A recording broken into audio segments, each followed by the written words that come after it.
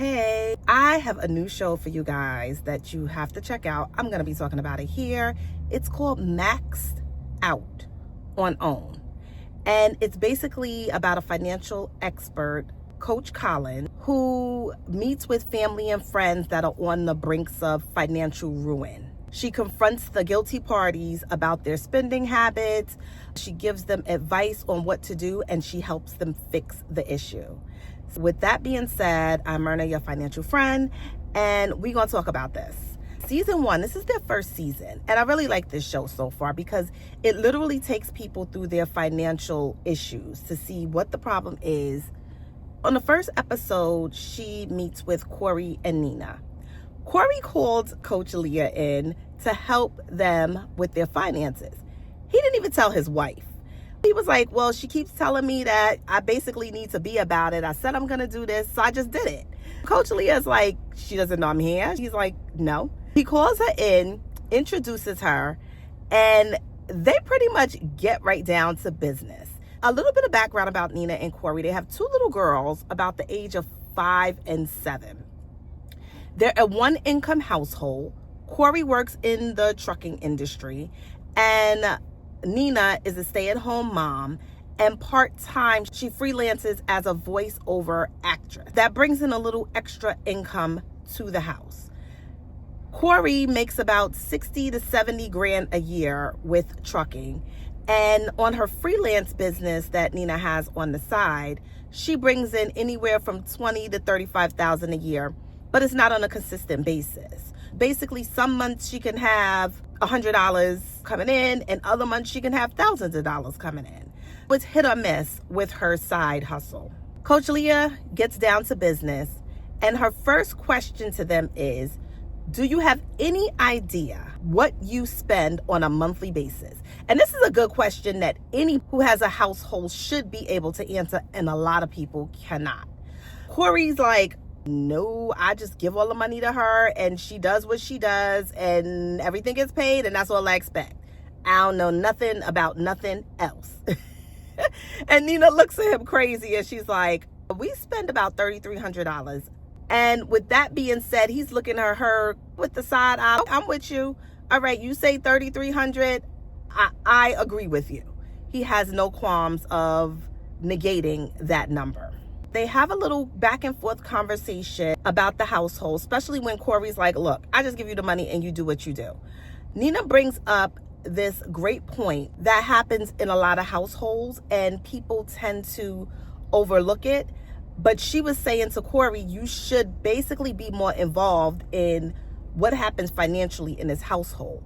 It shouldn't be about you giving me the money and you're like, she gonna pay the bills, she gonna do the shopping, she gonna make sure everybody's good with what I'm giving her, and you have no knowledge of what's happening financially in this household. He's like, well, I work 14 hours a day. I come home, I want to drink, I want to relax and go to bed. Typical, right? Because that's what we all want to do. But just like she said, as a woman with children, even if she did have a job, she would be expected to still come home to cook, to clean, to make sure the kids are bathed, to make sure everybody's homework is done, and for those kids to be in bed. And she did not think that was a fair statement. And I completely agree with her because that's the way it is in most households. The woman is not only going out to work, but they're also coming home to work. And most of the time the husbands are like, I'm good. I done worked all day. I done brought home some money to help pay these bills. I'm gonna watch this game over here, have me a drink and relax. And women don't always have the chance to do that. Then Coach Leah asked another question, and she asked it of Cory. She asked him the simplest question. Do you know what bills your wife is paying? God forbid something happens to your wife. Would you know where to pick up the pieces? He gives her this look and he's like, she does it. Why should I know? He doesn't know what cable company they pay, what electricity company. He doesn't know the mortgage company. He said some mortgage company and she was like, no. He doesn't know the kid's activity plan. He doesn't know anything about any bills. If he had to pick up a bill tomorrow to pay it, he has no idea what company to send the money to, which is something people really need to think about.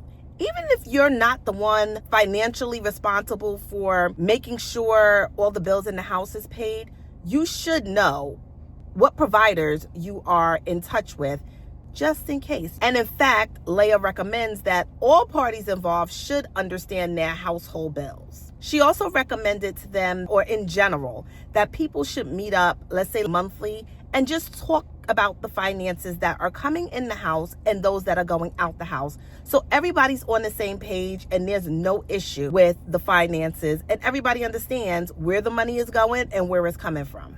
In this case, both Nina and Cory are very well educated. Cory graduated with a degree in accounting, and Nina graduated with a business management degree. Cory was saying that he went into accounting for 3 or 4 months and could not stand it. He was like, it was the worst thing ever, and it was so hard to get in the door because everybody is looking for experience. And that's the truth. Everybody always wants experience. That's why when you're young, you should do internships. You should get some type of job quality under your belt.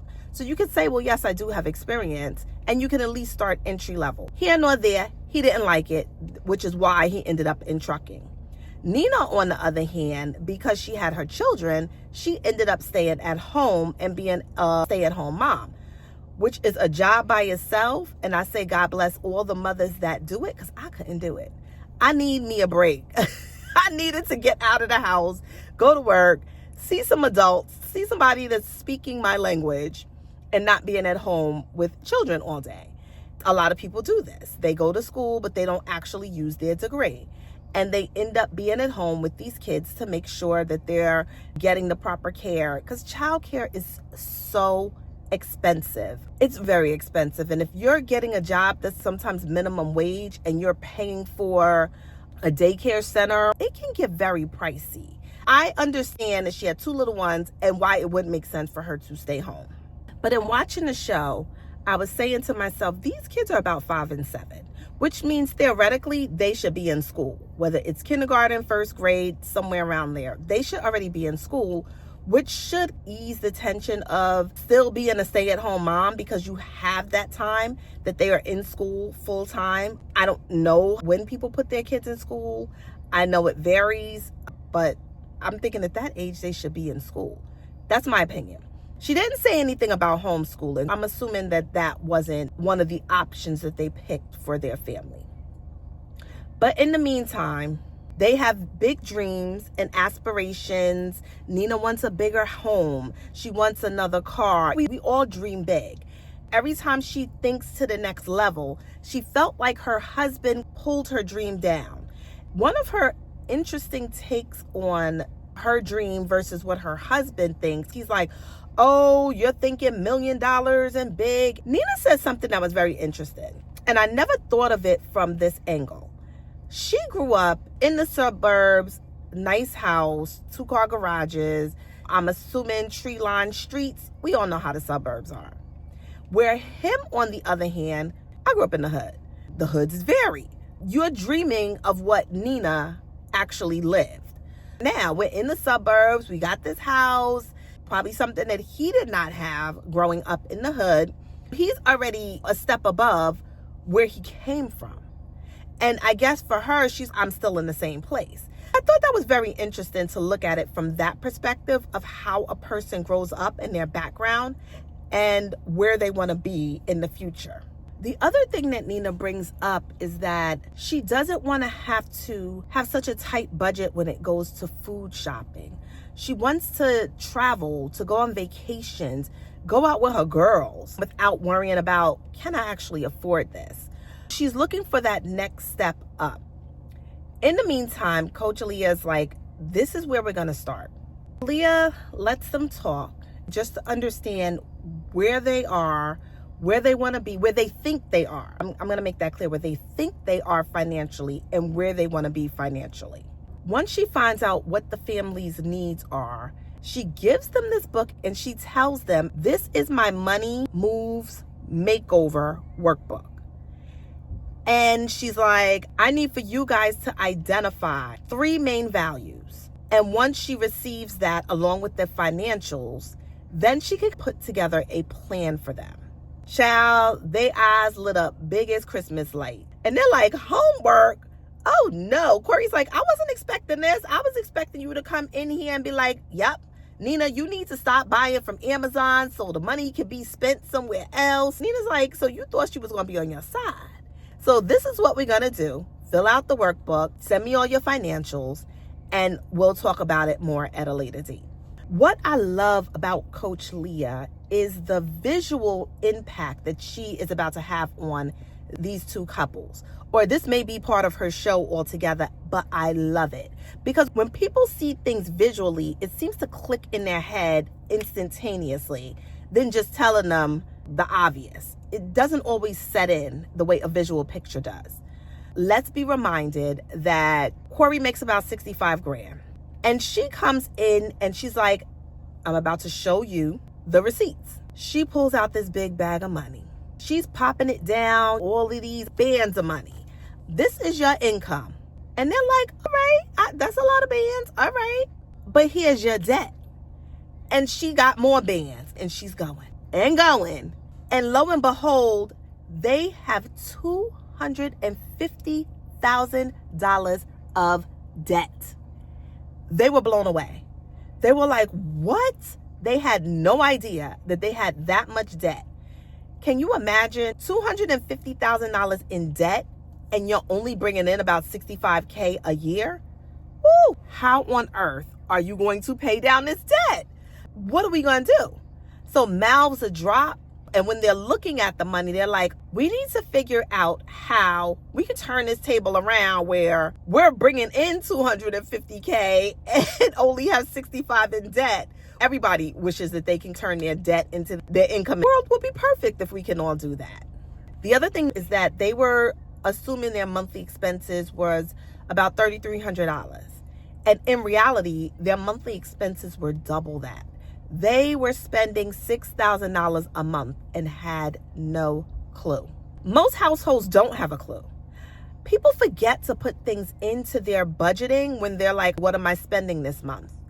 And it could be something as simple as tithes that you pay for your church, the amount of gas that you get for your cars. If you like scratch offs or Powerballs, you're spending money on that. Your toiletry, so many expenses, insurances, car insurance, home insurance, personal insurance, all of these are part of your monthly expenses. And sometimes things slip our mind because it's such a routine to pay for these things that are necessities that we forget to throw them into our monthly expenses every month. With this visual that Coach Leah gives them, she actually ends up telling them that they manage their money very well. Their issue is the income. They're not bringing in enough money each month to cover their expenses and their debts. In this moment, Cory is like, what? I make all this money, or he thought he was making all this money. And he thought his wife was just not spending it correctly and spending it on knickknacks and stuff from Amazon.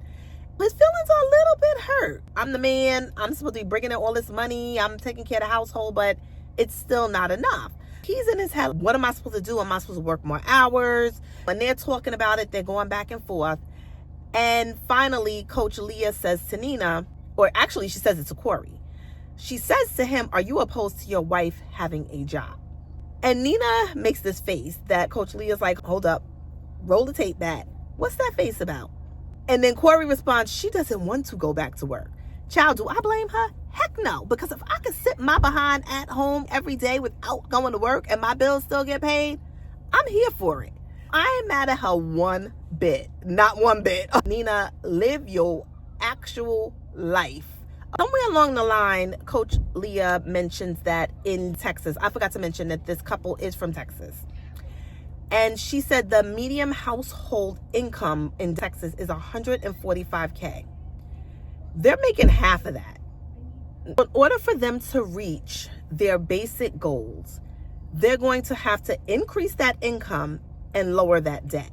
The other issue with this couple is that they are paying the minimum amount on their credit cards. That's something that we should not do. If you're swiping your credit card, just as an example, your credit card bill comes in and they tell you you have to pay a minimum of $25. You want to put more on that than the $25. That way you can pay down your debt quicker. Now, whether you can afford $10, $100, $200, it's up to you. Just try to pay more than the minimum amount so you can try to get this debt down and paid quicker. If you just do the minimum, you will never, ever be able to pay off these credit cards, and you'll be paying for the rest of your life. Bottom line is, Coach Leah walks away with, you guys have a lot to talk about. You have to figure out this income, whether Nina gets some type of job. She even said to Nina, what about work from home jobs? Is that something you're against? What about your side job with the voiceovers? Is that something you can do full time? It was so many things that Coach Leah was throwing out there to them. She was not feeling it. And I get it. You've been at home all this time, and then all of a sudden you have to go back into the working world. Look, I have never been a stay-at-home mom, but I was feeling everything that Nina was throwing. She was coming up with every excuse that she could as to why she couldn't be the second income in this household. We just gonna see how this plays out. As Cory and Nina are going back and forth with whether or not she would get a job, she does mention that she did get a medical coding and billing certificate. So it could be something she would look into, but in Texas, she said that you have to do an internship in order to start out there, which I'm assuming she was basically trying to say that the salary was very low when you're first starting out, and it just really wouldn't have been worth it. And her thing was that she had to make at least $20 an hour in order to get her out of the house. That was her bare minimum, $20 an hour, and then I'll leave my house and think about a job to bring the income in. Even her husband's throwing out things like, well, I can work less and then you can go to work and I can take over the kids and some of the household duties. But that didn't make sense either, because your goal is to bring more money in, not to reduce your income. And if he scales back on his working hours, that means less income. So we're right back where we started. They have a lot to think about in this situation. What are they going to do with the kids? Which, again, I don't blame them, because I don't just let my child, when she was that young, just be with anybody. It's very hard to find good daycare and people that you actually trust with your kids. So I'm here for it. I completely understand. But we all do this every day. Households, single parents. In fact, Coach Leah put her story out there of how she was a single mom. And she was like, and I had to do it by myself. She's like, I had to work. I had to find care for my child. She said she did have a community that helped her with her daycare. She knew she had to do something to bring in that money to actually pay down her debt and make sure that they were where they need to be. And she told them, it was just me, a single mother, making sure that I had all my ducks in a row, cleaning up everything with a small child. She's like, it's two of you. And both of them's a point. It's two of us. We can be doing way better than probably what she was doing when she was just a single mom trying to get to the stage that she is in today. So the bells and whistles are actually going off in their head to try to figure out the next steps in this process. Leah goes in further, and she touches on the fact that them as a family only have $3,000 in savings. And because she figured out that they spend $6,000 a month, she was like, God forbid something happens to Cory. She was like, you're going to only be able to make it through half the month. What happens to the rest of the month? You're going to be stuck. What are you going to do if that ever happens? You have to think like that in order to justify why you should work and bring in extra income or why you shouldn't. Then they get into the point that Cory apparently had 3 accidents over the course of their years or whatever. And he had one that was so severe, maybe 9 years prior. And he was pinned between the 18-wheeler trucks. He broke his arm in 3 places. His wrist was shattered. Part of his bicep was missing. And you can still see it when you watch the show. He needed skin grafts to repair his bicep area. He was in ICU for 4 days, and he was out of work for 6 to 7 months. And Cory admitted that's when most of their debt piled up, because there was no income or very little income. A lot of times when you have an accident at work, the insurance that pays out is not what you get paid in real life. it's 60%. And 60%, you're already living from paycheck to paycheck. So imagine only getting 60% of your paycheck and trying to still meet the needs of your everyday life. It's going to be very tough. In the meantime, Leah is going to give them an example of how to use the snowball method to pay down their credit card debt. Because remember, at this point, they're paying the bare minimum and they will never get this debt paid off. Leah introduces the snowball effect, and this is how she explains it. You have all your credit cards. This is dealing with your smallest balance credit card in this particular scenario, which is going to create the snowball effect. This means you pay off your debt starting with the smallest amount you owe. You pay the minimum for all the other cards except for the one with the smallest balance. You pay as much money on that card as you can. Once you pay that card off, you roll the entire amount plus extra into the next smallest debt you're going to tackle. And as you keep going and doing that, you're creating what they call a snowball effect. This helps you pay down your debt and increase your credit score. So if you're in that particular situation where you have high debt, this may be a way of tackling it to take a lot of the pressure off of you. That way that you're going to have a win in a couple of months by paying off that smaller amount first. In the next scenario, because Cory just assumes that Nina cannot handle money, she does not know how to budget when she's going to the grocery store or wherever she's going, and she's just spending all this money like crazy.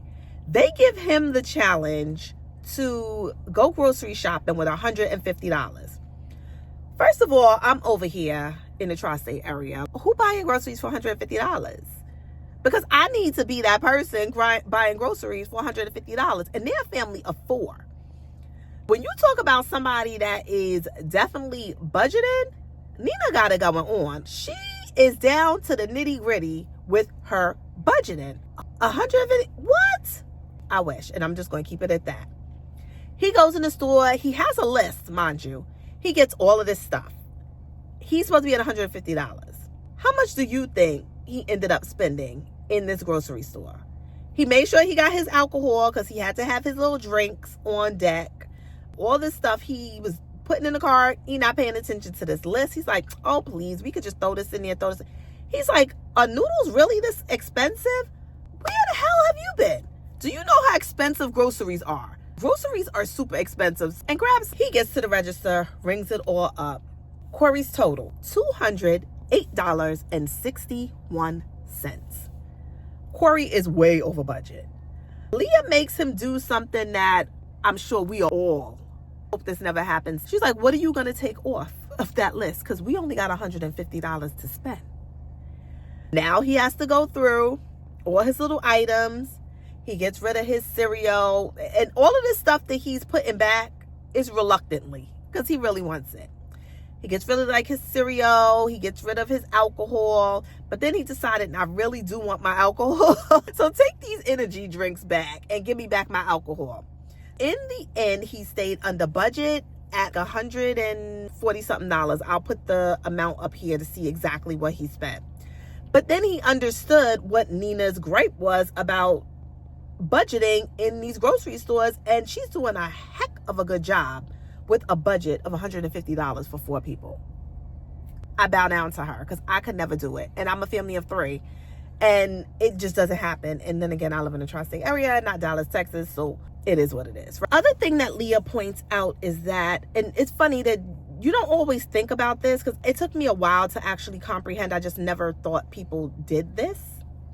Leah points out that the couple spent cash on their grocery shopping.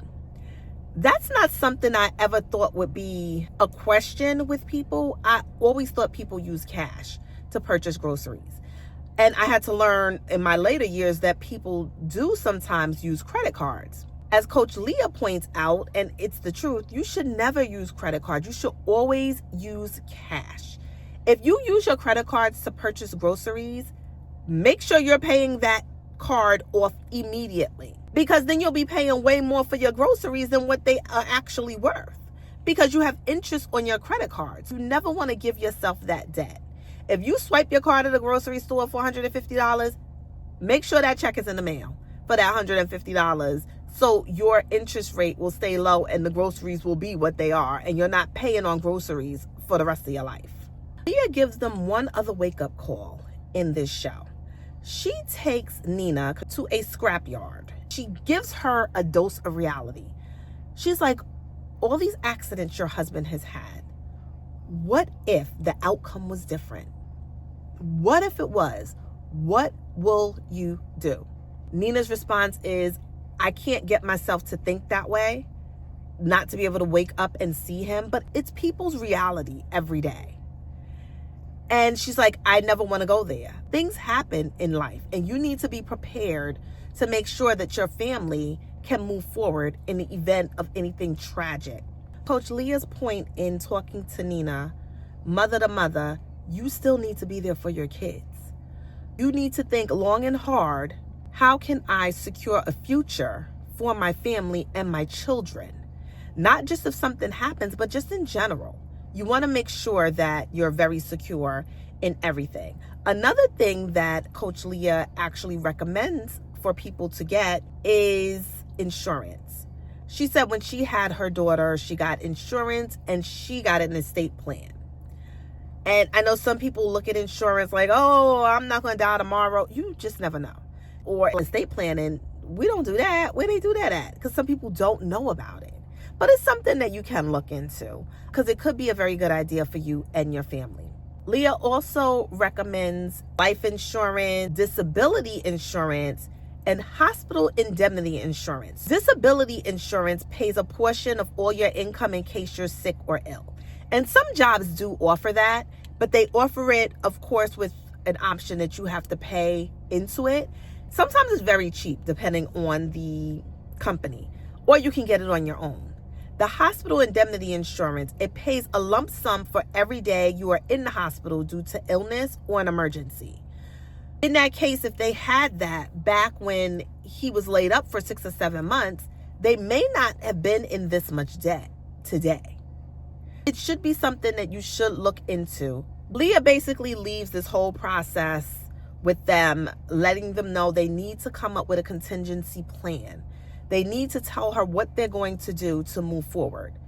And she's kind of optimistic at this time. She's like, I don't know which way they're going to go because they didn't seem very serious to her in that moment.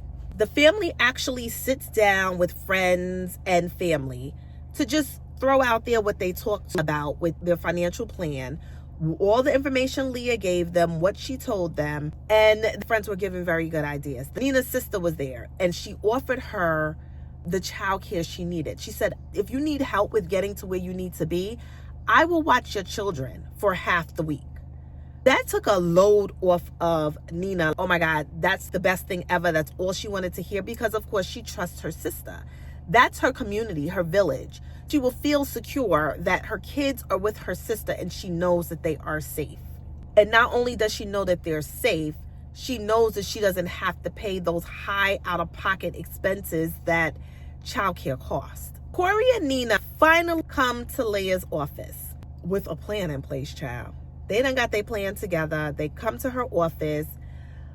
Nina tells Leah, she was like, well, what I decided to do was look for work in the healthcare industry. And Cory, who is the truck driver, found a new job still in trucking, and he is now a driver manager. I guess he manages the drivers, their mileage, all that type of stuff. The good thing about this role is that, one, Nina is going to be bringing in extra income, that second income that they need from doing healthcare. Cory, although this new job is about the same, the 65 to 70 grand a year, it's entry level. He has the possibility to make up to $200K a year in this position. And he's working less hours, which gives his time back to his family that he never had before. In a way, it is a big win because it's almost like a raise. You're working less hours for the same amount of money. They're moving forward with their plan. They came to her. Leah was like, child, I didn't think y'all was going to be able to make it. But she was so happy to hear that they put a plan in place for their family to get out of debt. Are you one of those families that only have one income? Do you actually know how much your debt is each month? What are you paying out on your bills? Why don't you find a way to write down everything and come to a realization? Have a talk with your partner. Make sure you're on the right page. Whether it's dual income household or single income household, you always want to make sure that you understand what is being paid in your house. Who is your cable provider? Who is your oil and gas provider? Who is your internet provider? Your mortgage company? These are key things that everybody should know. God forbid something happens and you need to take over those bills, you should know exactly what providers to pay. It doesn't become an issue for you and things start getting shut off. Anyway, leave a comment if you can relate to this couple. If you are trying to get out of credit card debt, and the snowball effect will help you. We'll talk about this show again because it's extremely knowledgeable and it can help you in your life going forward. I'll bring it to the table for you. We'll talk next time. Bye.